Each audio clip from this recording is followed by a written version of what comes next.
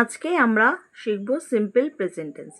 Simple present tense is used to describe some usual or habitual action, universal truth et cetera. মানে প্রতিদিনের অভ্যাস আর চিরন্তন সত্য বোঝালে সেটি সিম্পল প্রেজেন্ট টেন্স। মানে প্রতিদিনের অভ্যাস, আমরা প্রতিদিন ভাত খাই, সেটা আমাদের প্রতিদিনের অভ্যাস। সূর্য পূব দিকে ওঠে, এটা একটা চিরন্তন সত্য, এটা কখনো অন্য হবে না, সূর্য সবসময় পূব দিকেই উঠবে। রুলসে কি আছে? প্রথমে থাকবে সাবজেক্ট, তারপরে ভার্বের ফার্স্ট ফর্ম বসবে, কিছু কিছু ভার্বের সাথে এস অথবা ইএস যুক্ত হবে, প্লাস অবজেক্ট। এক্সাম্পল দিয়ে দেখি।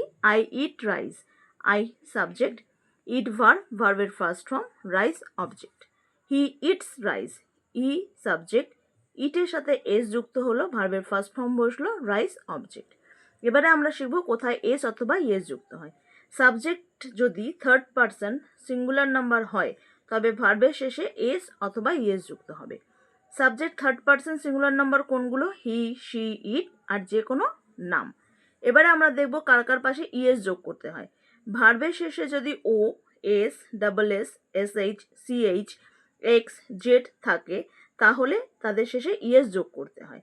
আর কি, ভার্বের শেষে যদি ওয়াই থাকে ও এবং তার আগে কনসোনেন্ট থাকে তবে ওয়াইকে আই করে তার সাথে ইএস যোগ করতে হয়।